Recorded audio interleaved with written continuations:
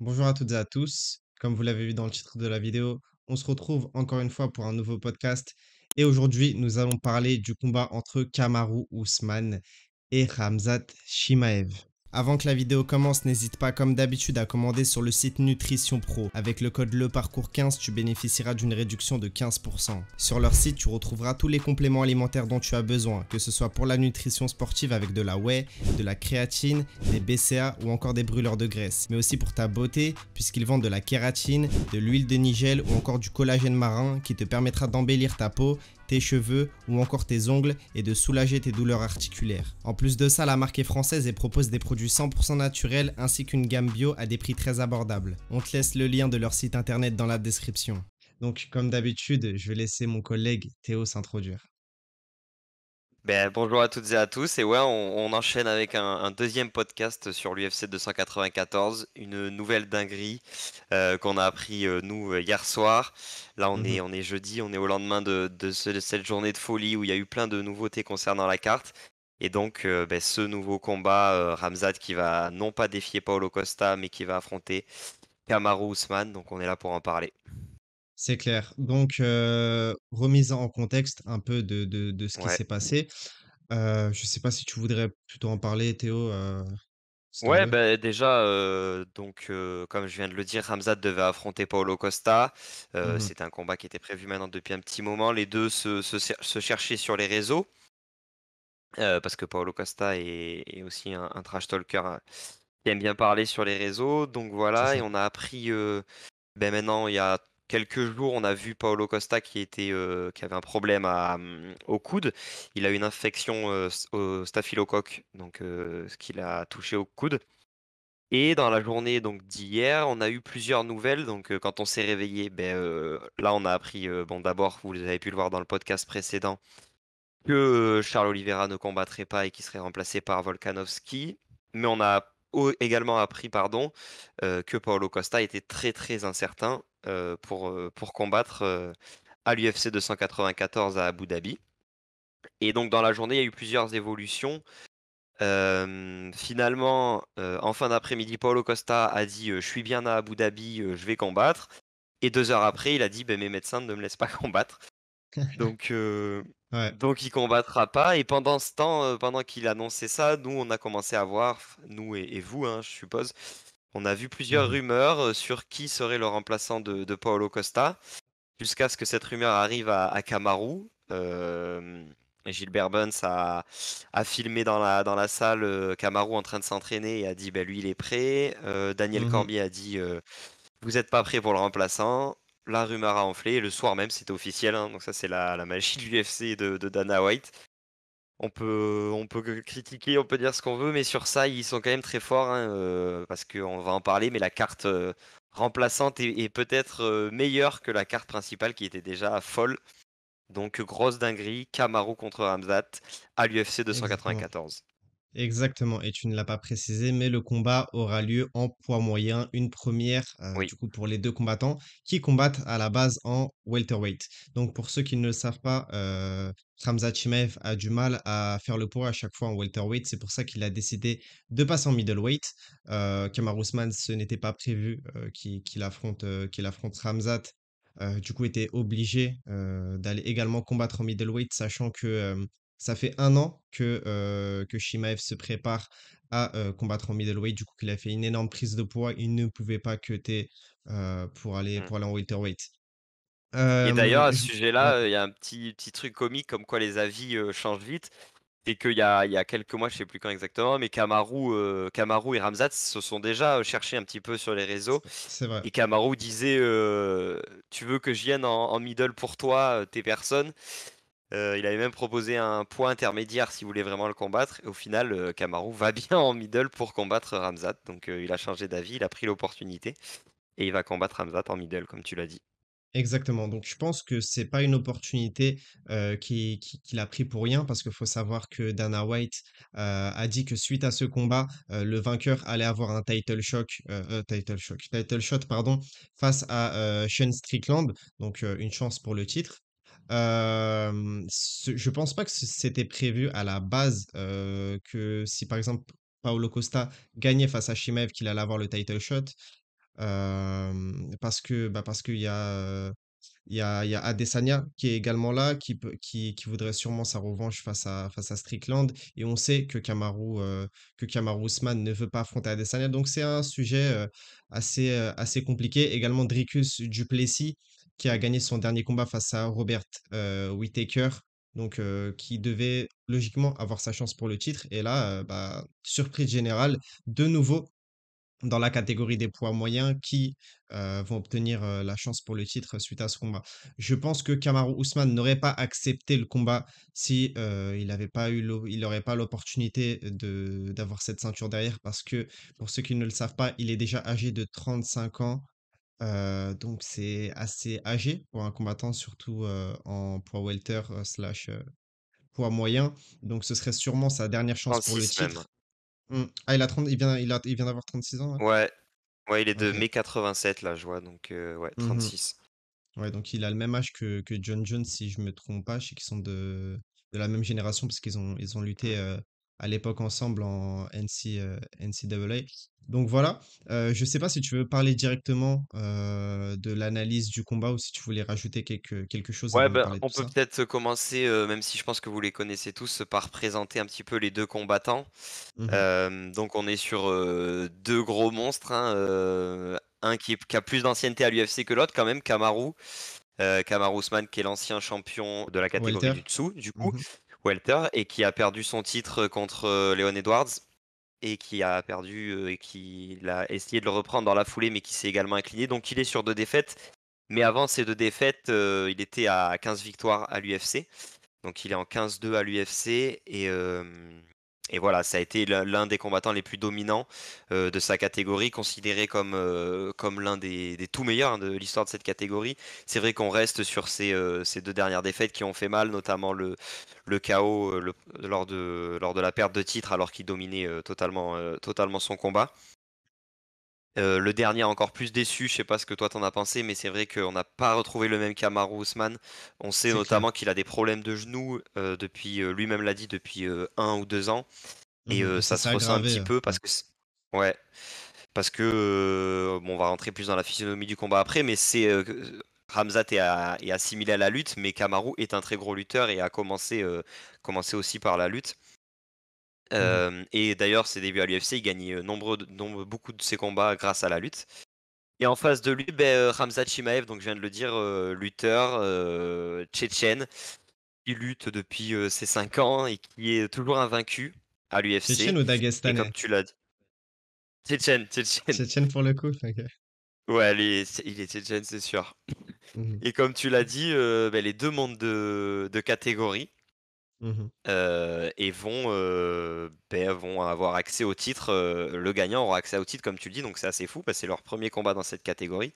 Et il passe devant, tous ceux que tu as cités, donc on s'attend à un énorme combat. Comme on l'a dit, Kamaru pour moi, il a accepté comme tu l'as dit, hein, parce qu'il y a cette possibilité de titre, mais il joue quand même très, très gros selon moi. Parce que donc déjà big respect à lui d'accepter, la short notice avec 10 jours pour aller affronter, Khamzat. Parce que s'il perd, on l'a dit, il s'est déjà incliné 2 fois, pour moi là s'il perd en plus, si on le voit vraiment fatigué ou quoi, s'il perd en montrant, voilà, un vrai combat, on pourra encore croire en lui, mais s'il perd, sans rien montrer, et ben il va se condamner tout seul et se diriger, vers une fin de carrière malheureuse.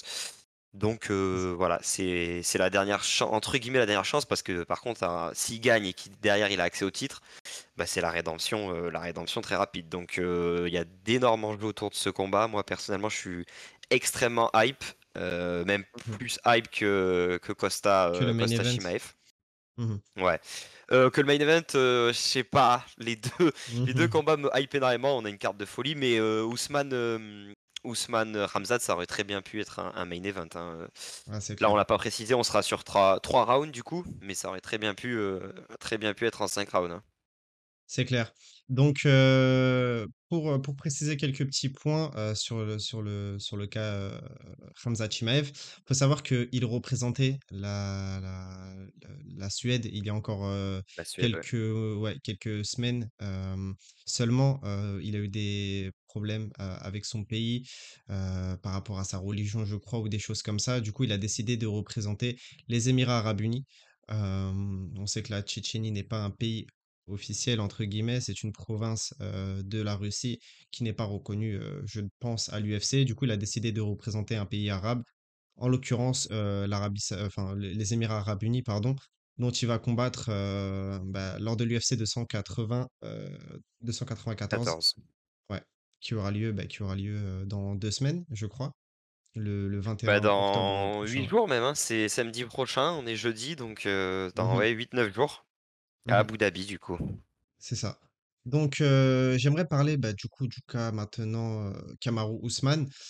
Comme tu l'as Ouais. dit, il faut savoir que Kamaru Usman est en 2 défaites d'affilée, que lors de son dernier combat, comme tu l'as dit, il a rien montré de ce qu'il savait faire. Il a essayé de pas mal lutter avec Leon Edwards. Malheureusement, comme je l'ai dit, il n'a rien montré. Il n'a même pas réussi, je crois, à l'amener au sol. Blessé au genou, blessure qui s'est aggravée durant le combat face Mmh. à Leon Edwards. Donc ce sera forcément pas le même Kamaru qu'on a connu il y a 2 3 ans, le Kamaru qui a mis KO, Jorge Masvidal, qui a mis KO, également Colby Covington, non pardon, il a pas mis KO Colby Covington, il a gagné 2 fois face à Colby Il l'a Covington. battu. Ouais, et à Mikao, Gilbert Burns. Donc ça m'étonnerait qu'on retrouve ce Kamaru-là, mais il peut très bien démontrer une très belle performance. Je pense qu'il n'est pas du tout favori pour ce combat. Bah, on le voit notamment sur les sites de paris sportifs, parce qu'il est sur 2 victoires, 2 défaites d'affilée, pardon, et tout simplement parce que, Khamzat est la nouvelle bête noire, de l'UFC, quelqu'un qui domine tous ses adversaires. Donc je pense que ça va être un combat, très difficile pour Kamaru. Je pense pas qu'il va aller lutter avec lui, ça m'étonnerait, sachant la personne qui est Khamzat Chimaev. En lutte, on sait qu'il emmène très facilement ses adversaires au sol. Il ne l'avait pas fait face à Gilbert Burns, parce que, Gilbert Burns, c'est un ancien champion du monde de jiu-jitsu brésilien. Donc je pense qu'il aurait été en difficulté face à lui au sol, mais là, je pense que Chimaev peut très bien, amener Kamaru, ce sera pas. Et en plus de ça, Leon Edwards, faut savoir qu'il a mis un gros takedown à Kamaru Usman, lors de leur premier ou deuxième combat, je sais plus. Donc Chimaev n'aura pas de mal vraiment à amener Kamaru au sol. Donc ce sera soit un Kamaru Usman qui décide de rester debout et qui strike avec Khamzat Chimaev, et du coup que Khamzat Chimaev, vu qu'on sait qu'il veut finir les combats rapidement, qu'il va aller à la guerre comme il l'a fait avec, Gilbert Burns, ou soit on sera sur un Khamzat qui veut absolument mettre Kamaru Usman au sol, prouver qu'il est meilleur dans ce domaine-là, Mmh. prouver qu'il est meilleur en lutte avec lui, et qui va tenter de le finir. Donc, j'ai pas trop envie de m'éparpiller, je vais te laisser, la parole et parler de comment tu vois ce combat et quel est ton favori, tout simplement.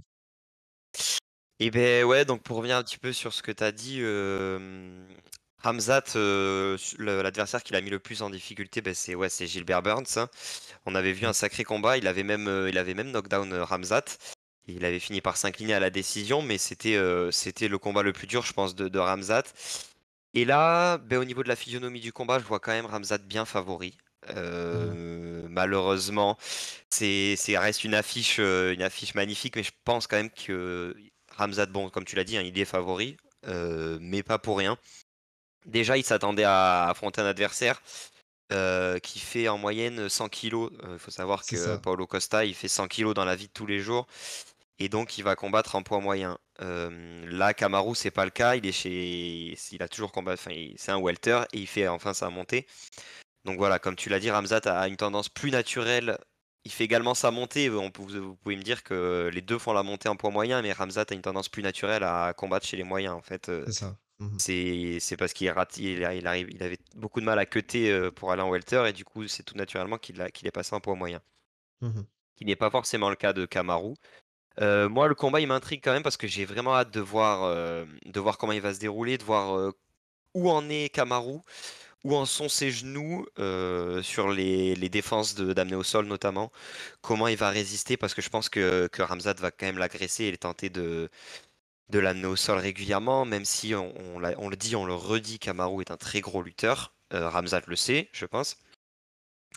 Mais voilà, il y a une différence de préparation entre un Ramzat Ah, qui c'est se clair, prépare ouais. à affronter, comme Mmh. j'ai dit, un Paulo Costa depuis longtemps et à affronter en fait n'importe qui parce que Ramzat il a faim. Et un Mmh. Kamaru qui accepte ça en short notice à 10 jours, encore respect à lui, mais ça va être très chaud.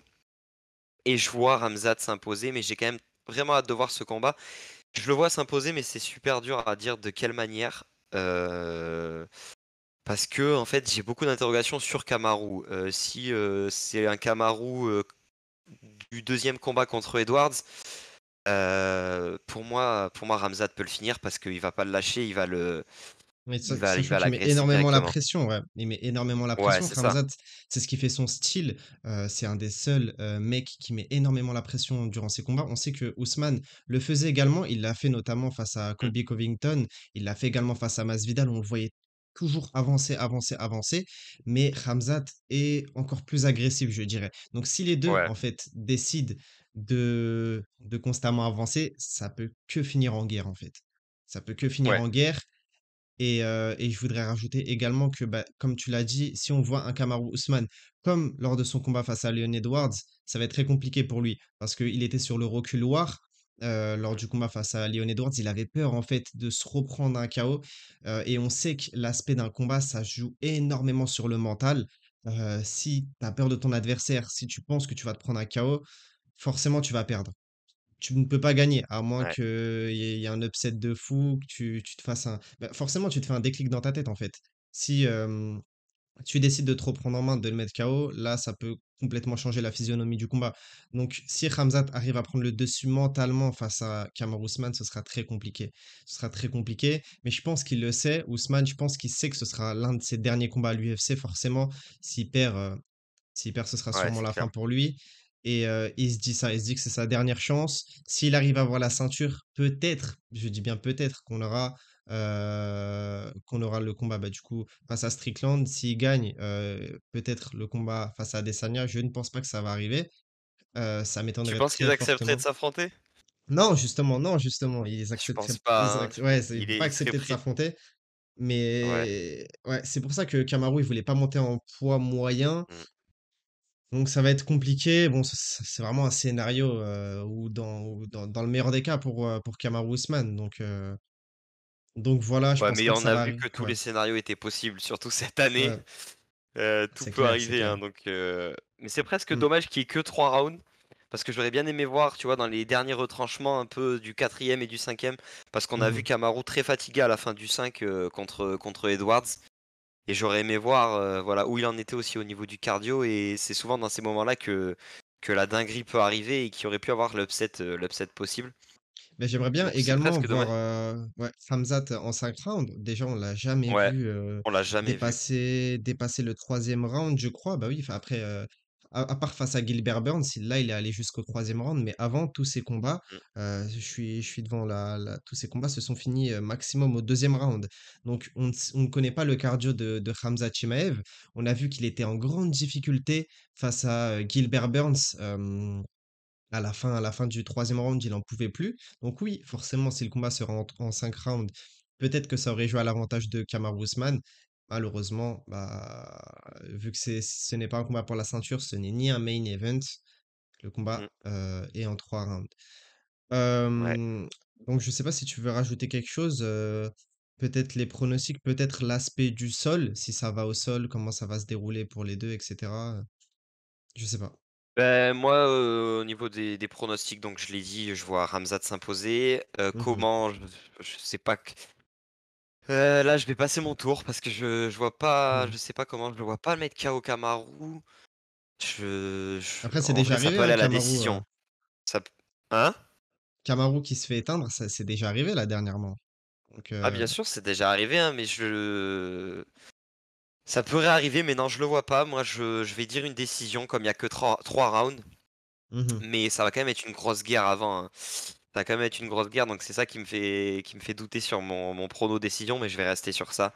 On va dire décision, Ramzat, mais j'espère que si c'est une décision, ce sera pas une décision ennuyeuse où voilà, où Ramzat a juste contrôlé et a juste mis les points qu'il fallait, je veux voir un vrai combat, je veux que Kamaru se dise: «C'est ma dernière chance» et qu'il y aille, qu'il donne tout et que Ramzat dise: «Beh, voilà, c'est ma chance, si je gagne là, j'ai le title shot après».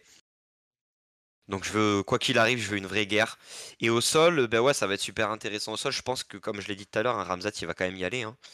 Il va quand même y aller, il va quand même, alors est-ce qu'il fera une agressivité comme face à Kevin Holland dès la première seconde où il lui saute dessus? Ça Je ne m'étonnerait pense pas quand même. fortement, ouais, ouais.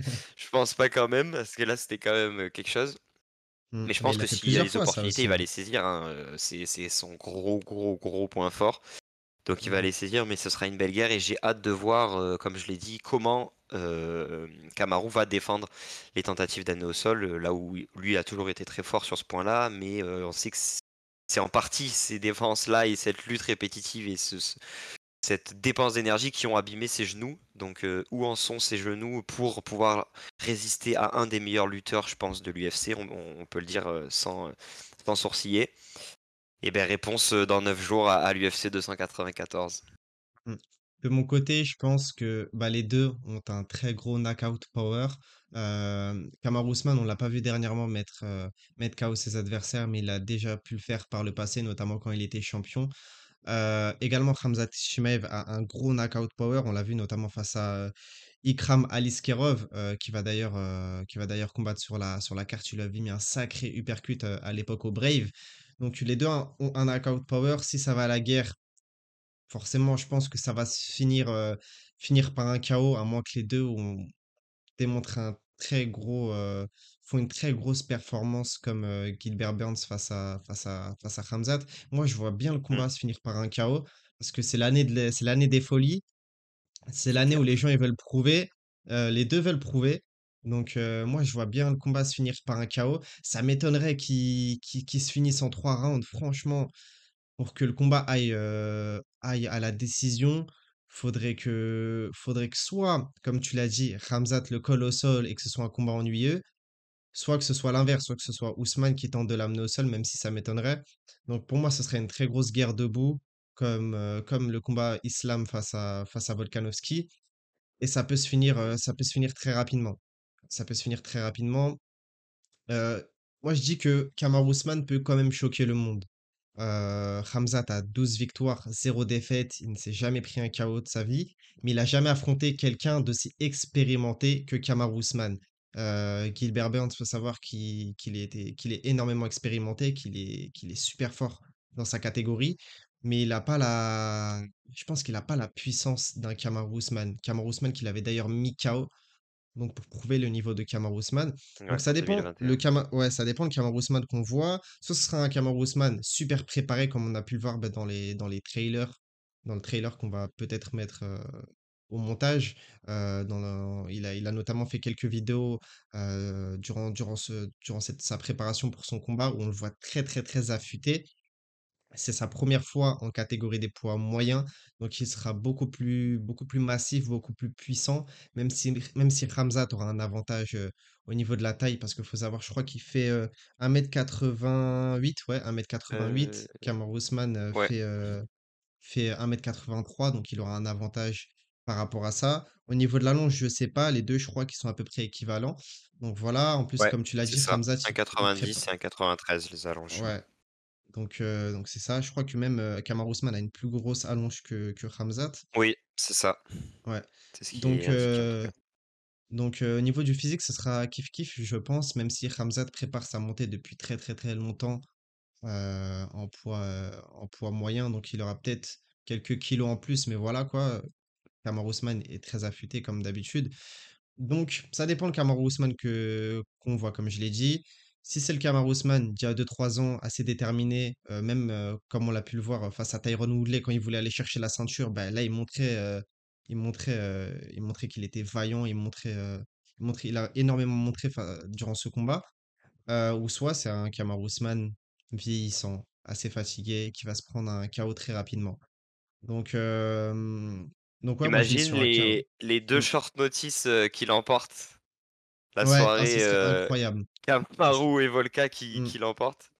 Mais après short notice, c'est moi je trouve c'est on va dire par exemple s'il perd le combat, ce serait une excuse dans le sens où bah par exemple Jorge Masvidal, on sait qu'il avait pris en short notice Ousmane, il avait perdu, il avait dit oui, c'est parce que je l'ai pris en short notice, je voudrais faire une revanche. Et là la revanche, boum, il s'est pris un KO alors qu'il était préparé. Les mecs ils sont prêts toute l'année, peu importe l'adversaire, comme je l'ai dit. On sait qu'Amar Ousmane s'entraîne assez souvent. Après oui, bien évidemment, je pense que pour certains combattants, comme Cyril Gane, on sait qu'il s'entraîne pas tout au long de l'année. S'il avait pris un short notice, ça aurait été compliqué. Mais pour des mecs comme Alexander Volkanovski et Kamaru Usman, je pense qu'un short notice, ça pose pas de problème, tu vois. Si, s'ils ont pris un combat comme celui-là, je pense qu'ils sont assez confiants. Je pense que c'est les plus aptes, oui, à le faire, ça c'est sûr. Après Mhm. f pour moi forcément ça rentre en jeu, parce que oui, tu t'entraînes toute l'année, mais tu t'entraînes pas forcément à affronter l'adversaire en question. Ouais, c'est clair. Heu, mais voilà, après vous pourrez me dire que l'autre, non plus s'entraînait pas à affronter l'adversaire en question, mais il s'entraînait, il savait quand il allait combattre, dans quel lieu, donc forcément ça change. Mais oui, là, on est sur 2 combattants qui s'entraînent toute l'année et ils seront prêts, hein. Ça, c'est sûr que et je pense que ce sera pas des combattants qui sortiront ces excuses-là. S'ils l'ont accepté, c'est qu'ils y vont pour gagner et s'ils perdent, ils diront qu'ils ont perdu parce qu'ils voilà, ils ont fait les choses mal. Mais je pense pas qu'ils sortiront, l'excuse de la short notice. Mais Mhm. en tout cas, je pense que ça rentre en jeu parce que quoi qu'il arrive, les 2 ne sont pas favoris et si les 2 non favoris l'emportent, ce serait quand même une soirée, encore mémorable de l'UFC, hein. Donc, bah, pour finir mon pronostic, moi je dirais, vu que tu as dit Khamzat vainqueur, moi je me mouille, je dis Kamaru vainqueur par KO au deuxième round. Ça m'étonnerait fortement, mais bon, j'aime prendre énormément de risques. En plus, il est pas du tout favori pour ce combat. Étant fan de Kamaru, sachant qu'on a également tourné un documentaire sur lui où on connaît son potentiel, on connaît son talent énorme. Comme tu l'as dit, c'est l'un des plus grands poids welter de tous les temps, À tous les temps. aux côtés de Georges Saint-Pierre. S'il avait gagné J'y suis. face à Leon Edwards, sûrement qu'il serait bah, l'actuel meilleur poids welter de tous les temps. Donc, faut pas cracher sur Kamaru Usman. Donc, moi, je dis vainqueur, Kamaru Usman, KO, deuxième round. Voilà. Et ben, on a hâte de voir le résultat. Quoi qu'il arrive, je Mhm. pense que ça va être, une soirée grandiose. Exactement. Donc, merci de nous avoir écoutés. Comme d'habitude, n'hésitez pas à commander sur le site Nutrition Pro, moins 15% sur tous vos compléments alimentaires. Je crois également qu'il y a une offre là, peut-être moins 25% pour toutes les commandes durant le mois d'octobre. Je suis pas sûr, allez vérifier. Et n'hésitez pas également à liker, commenter, partager et vous abonner si ça n'est pas déjà fait. Et nous, on se dit à la prochaine pour d'autres documentaires, d'autres interviews et d'autres podcasts sur le parcours. À la prochaine.